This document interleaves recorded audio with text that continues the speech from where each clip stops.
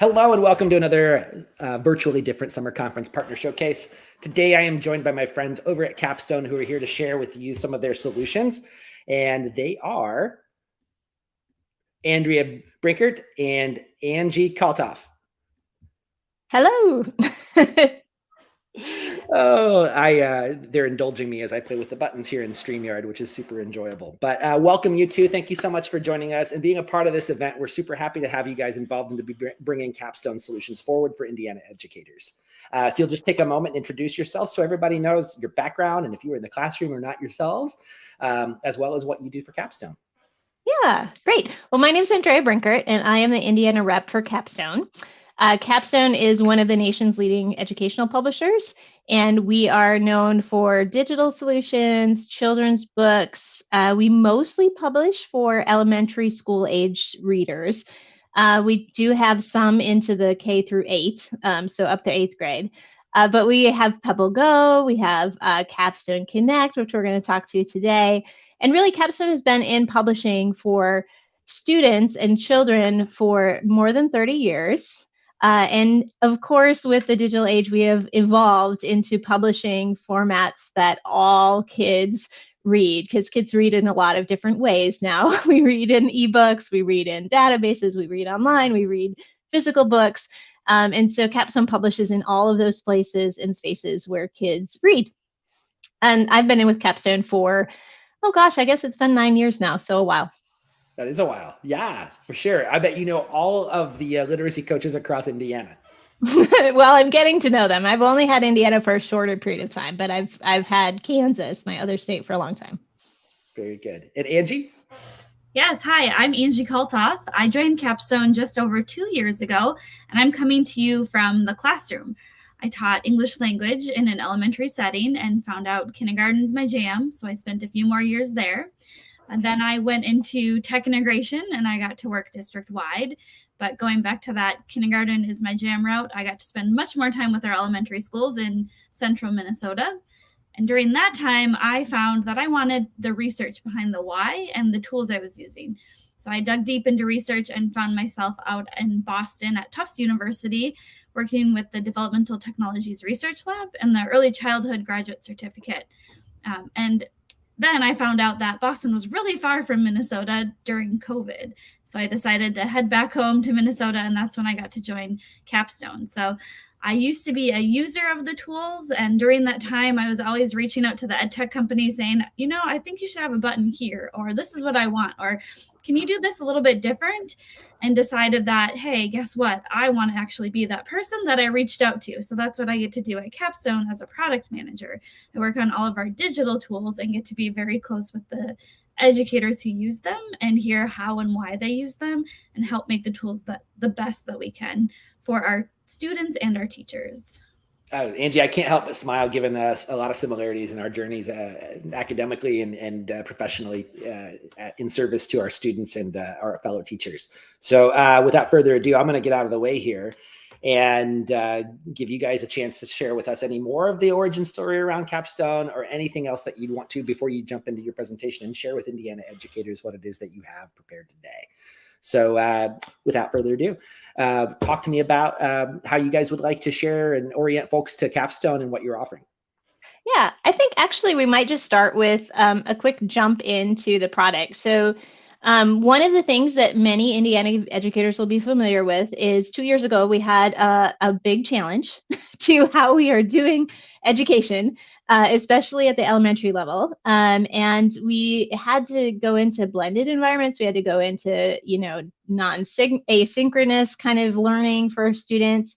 And it sort of jump-started people into this next era of how are we going to instruct in a flexible way, in a way that works for a student at home by themselves, kind of completing work independently, in a classroom where we've got some kids kind of doing independent work, some doing group work, we've got whole class instruction. And how are we going to do that in a way that really makes sense to both teachers, but also their students, because access is not really that easy in general to digital tools when there are a lot of barriers set up for kids. So when we talk about a classroom full of 16-year-olds, They've got very few difficulties getting into things. But when we talk, as Angie worked with a class of kindergartners or second graders, any time that you spend like continually logging students in and continually getting them to the resources that they need to get to is lost instructional time.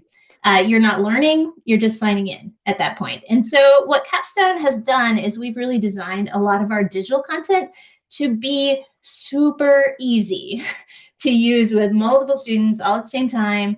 And it works really with a lot of different kinds of learners, which is something that Angie is going to talk about. And I'm actually going to pass it off to you, Angie, if you want to go ahead and start sharing your screen. We're going to give you a little peek into kind of a scenario where, you might be a teacher of a primary grade, and these might be some things that you might try to use. So I'll just pass it off to you, Ange. So let me know if I've got the wrong screen up too, by the way. Nope, this is great. We're going to talk about money. Okay, so put on your teaching hat and think about, I'm going to tell you about when I was a kindergarten teacher. We used Daily 5. So it was a part of our literacy rotations. Students could listen to reading or read to self. And some of the tools that we used were books from the library. We had iPod touches at the time, so we would like record our voices and listen. And then we had PebbleGo. So I was a PebbleGo user before I worked at Capstone, which is also pretty exciting for me. So one of the ways that you can do that as a teacher, if students are listening to reading or reading to self, and you're walking around the classroom and you're trying to see what people are interested in. So in this example, my student's going to be interested in money. So I'm going to walk over and I'm going to look at Andrea's screen, and I see she's reading about money. So as a teacher, I want to know how PebbleGo is helping my students learn about money. So what you see is PebbleGo. And one of the best things that we have is this natural voice audio. So I'm going to play just a little bit of it so that you can hear that when students are listening to reading, they're listening to a person who's been recorded reading to them. Money is something people use to buy. Could you hear that? Just to double check. Awesome. Okay, so that's one of the supports that we have built into PebbleGo for students. Another thing that we have built in is when I put my mouse over certain areas, it's going to read to them. It's called our hover sounds. Money around the world. So as you can see, when I put my mouse up here, it read to me. But as a teacher, I can turn that off so that I'm not trying to talk over it in this recording. So all of our articles in PebbleGo have the same structure up here of being able to toggle between these short and sweet little tidbits of information that students can access at their level. As they go through PebbleGo and they use our database for research, they won't have to relearn the routine or the skill of where to look for information, because it's going to look the same across PebbleGo. Down here at the bottom, you'll also be able to see that if Andrea is interested in money, she could watch a video about money. So I'll play it real quick, and here you see how money is being printed. Andrea also might be able to do an activity around money. So we could save this on our iPad, or I could send it to our LMS, and she can show me, oh, actually it's going to open in a new tab. So if I click this, it would be a PDF that she'd be able to see. We could save it directly to her device so she can read it later if she'd like. And we also think it's important to help students when they're reading and doing research and understanding new information, where that information is coming from. So if we're going to use this in a research presentation later, we can talk to students about how to cite their sources. And at the PebbleGo level, we have it like this in MLA as the option. Also, another way as a teacher, if I wanted to help Andrea get back to what is money later and make it easy, we have that copy link button right here. So as a teacher, when I click on it, it's going to copy the URL for this article, but put our username and password into it. So if I need to send it to something like Seesaw, so she can come back to this and read this later, I'm going to put this URL that looks like this. So it's this long URL, but it has our username and password built right in so that students can just get right in and pick up where they left off. Another thing that might be helpful is this read more. So if you're interested in money, she may get drawn into one of these other areas and learn more about money. But as a teacher, as Andrea is looking through these articles, I can come up here to Capstone Connect right here, and I can search by title. So I'm going to bring that back over to this tab and paste it in here. And I'm going to search by title. I'm going to search the word money. So now, as an educator, I have all of these different resources that were created by Capstone with the word money in the title. So if Andrea gets done reading that PebbleGo article and is looking for more information about money, I can send her to an ebook. I can send her to a PebbleGo article. I can send her to PebbleGo Next, which is our PebbleGo articles just at a higher level, made for older students or more advanced readers. I can also look and see if there are some instructional resources for me as an educator, some things that I may be able to bring into our day. And we also have ebooks, and all of these are around the topic of money. And I can easily get that copy link again, and I could send it to our learning management system. Andrea, is there anything else you wanted to add before I stop sharing my screen? Yeah, so I just unmuted myself. Forgive the pause. I wanted to just point out just the wealth of resources. So we're just looking at a page, and if Angie wanted to really focus on a specific reading level, say, with a student, and she wants to get them a certain Lexile level because she wants to challenge their reading so that, you know, each student needs to really get that rigorous material so that they can read through at a range of reading that's going to be challenging them. It's going to be stretching their reading, you know, kind of their endurance for longer reading, more text, those kind of things. And so she can really personalize it to that student. And Angie, I'll have you stop sharing, and I'm going to go ahead and share my screen here. Let me get to the right tab, because I'm going to go back here and demonstrate. And I'll wait for Eric to share my screen here. Is this I'm going to go back here. That's the right one. Yep. I'm going to go back here and demonstrate another way that I, as a teacher, could share this kind of information. So as an Indiana educator, if I am a first grade teacher, I want to be sure that I am covering the materials that are in my standards. And I want to do that in a way that is engaging for kids, that they can grab onto and really enjoy. So we have a standard search in that Capstone Connect admin tool, where I can look by state or national standard. We have a lot of different national standards, including, you know, your CASEL framework for your social and emotional learning. We have NGSS standards. We have the new C3 standards for social studies. But in this case, I'm just going to stick with Indiana. So I'm going to go with Indiana Social Studies, and I'm going to go in grade 1. And you can see that my Indiana Social Studies content is going to come right up here. So these are standards line by line, and you'll see that it's starting to kind of highlight as we go through. And so I'm going to just stick with this whole idea of money because economics is in the standards for first grade in their social studies standards. And we've got standard 4 here, which is students explain how people in the school and community use goods and services and make choices, both producers and consumers. So if I click this, what it's going to do is it's going to do a federated search across all of the PebbleGo articles, all the PebbleGo Next articles, all of our collection of over 3,500 interactive read aloud ebooks that are in here. And it's going to give me a whole bunch of things that I could choose from. So let's say I'm talking kind of about different resources in the community, producers and consumers. And I want to talk about, like, what do they produce and consume at the fire station? So this ebook would then open, and I could have that read aloud to me as a student. I'm going to stop sharing just a second and share my new window here.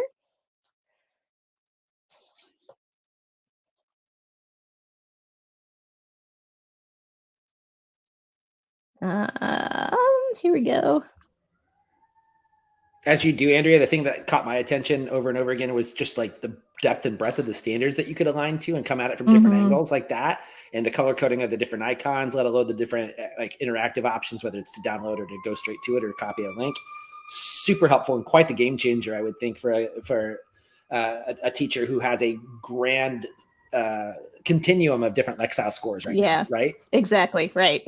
Because some students come to second grade not really having read at all after the pandemic, and some come with a lot of reading experience at home. It just really depends on where they're at. So I'm sharing my screen now, and this is where you land if you copy that link that's right in the teacher resources area, the Capstone Connect standard search.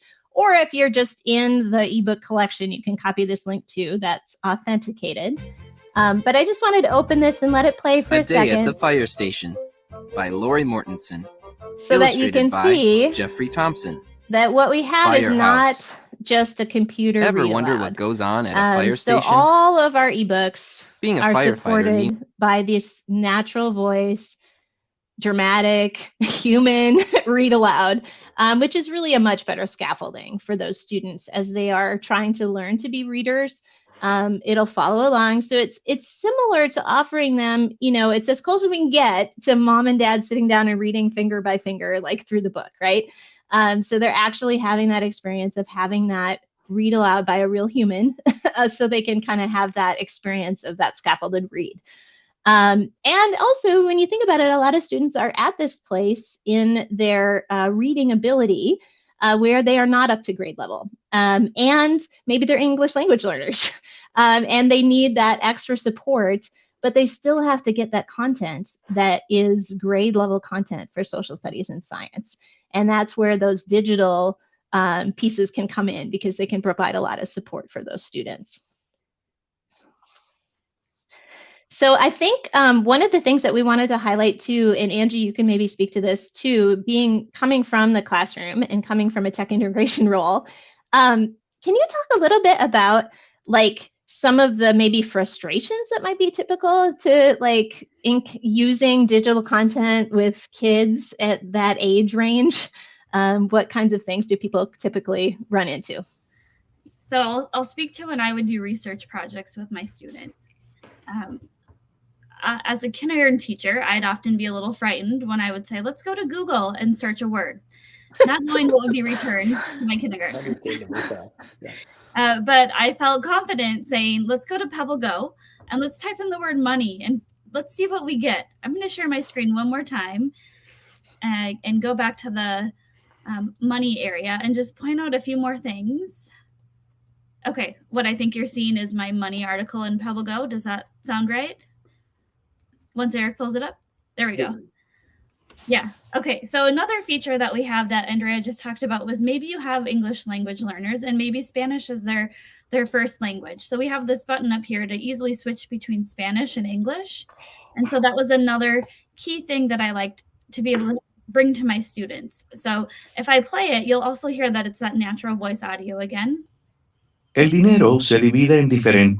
So they can hear it with a fluent voice, which was key. We also had some schools that had immersion classes. So they were English-speaking students learning Spanish in kindergarten.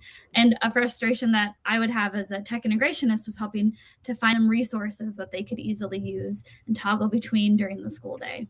I'm going to go back to English. And then as we talk about it, again, as a teacher, finding resources that I could use with my students that I knew what to expect and my students could know what to expect so that we didn't have to continually relearn a routine. PebbleGo has that for you. Money around the world. I'm going to turn that hover sounds off. That's a great tool for me. So they know what to expect with these tabs across the top. And I know what to expect, how much text will be here and images that we can use. So routines and sending my students to a safe place, but also that login is key. What we've been talking about throughout this presentation is just saves me time and headaches and having to run around and try to help students get to the place that we're going. If I can just have them click on a link and they get signed right in.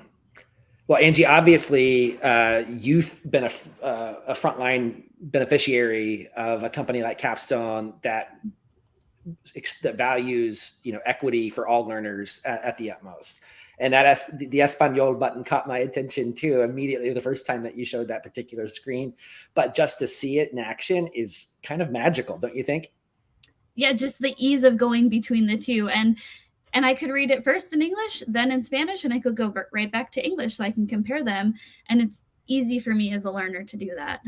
Right. And I think that speaks to the product design in a way that you can think about serving the entire cohort of English learning students, but then you can zero into one particular student that might be feeling some anxiety about not knowing the language well enough. But in PebbleGo, they can just toggle back and forth and not feel left behind, which I think is absolutely a very valuable facet of the platform.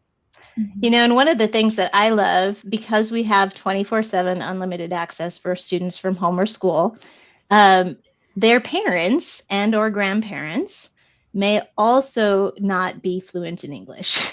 And so it's very, very common that students will end up at school not speaking English, but they'll very quickly learn that English language because they're immersed in it all day long.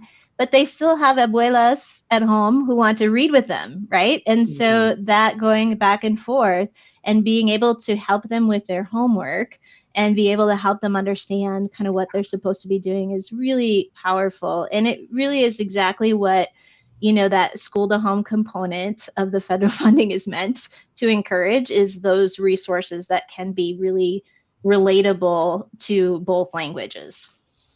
Absolutely. I think that's very attractive just to decision makers in school districts around the country, but particularly here in Indiana, where we have a very high population of Spanish-speaking families. You guys get to extend your instruction from what's happening with that student and align the standards into the indirect benefit of helping abuelas and abuelos maybe learn Spanish and stay engaged with their kids and just make everybody feel a little bit more at home and focused on learning versus fitting in, if that makes sense. Yep. So how cool is that? Yeah. And this is it. This is where curriculum and ed tech come together in such a magical way. It makes the hair on my arm stand up, because you can just imagine the light bulbs going off over children's heads when they feel like they're mastering a new language, right? Or just mastering literacy in general. Yeah. Exactly. Yeah. What else would you guys like to share with us today? Well, I think that is mostly what I had to share today. Of course, I will be at the conference next week. And so I'll be there live. I'm offering a few little, 10-minute meet and greet times. So if you have some time at the conference, feel free to pop in.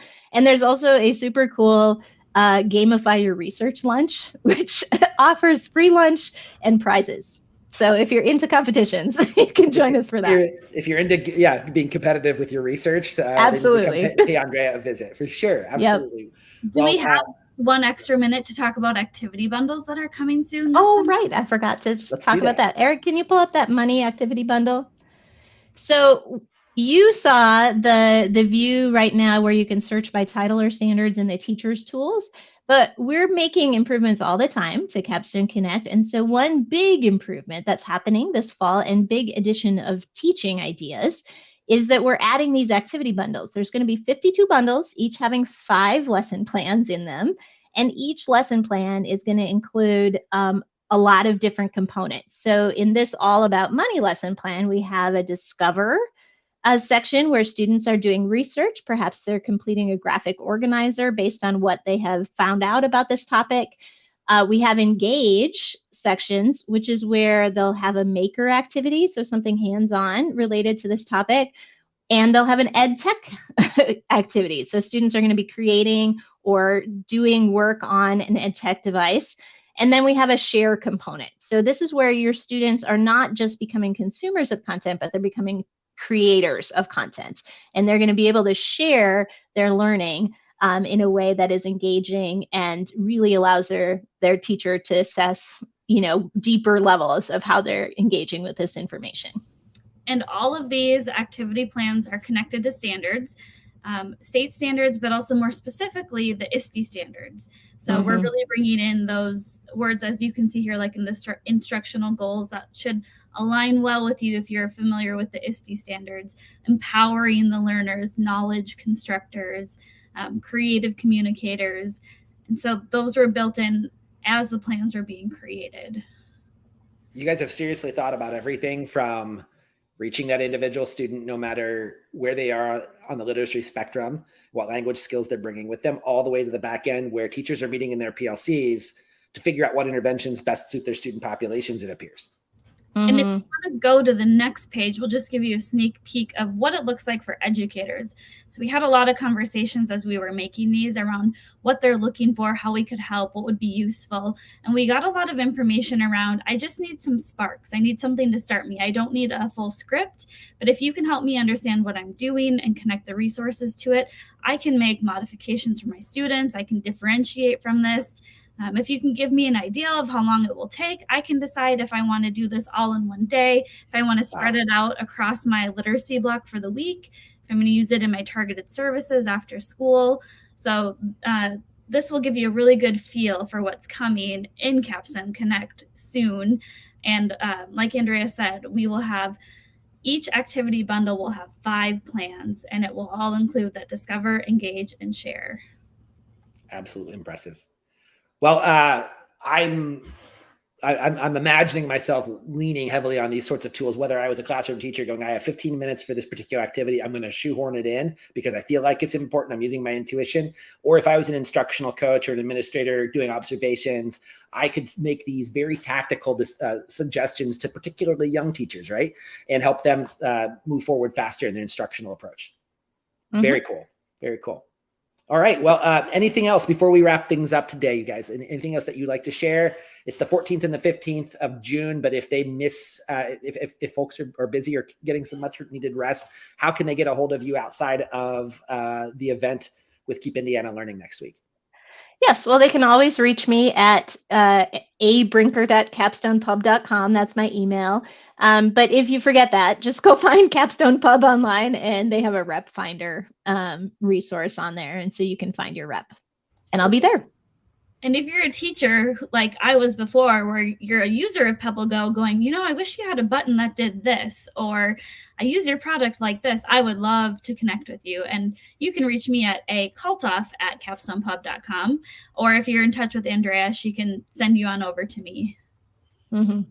A good word. Angie, Andrea, you're doing wonderful work on behalf of all of Indiana's educators. Thank you so much for the work that you've put into your products, the thoughtfulness that's there to reach each and every student where they are. Thanks, Eric. Very good. We'll see you guys next week.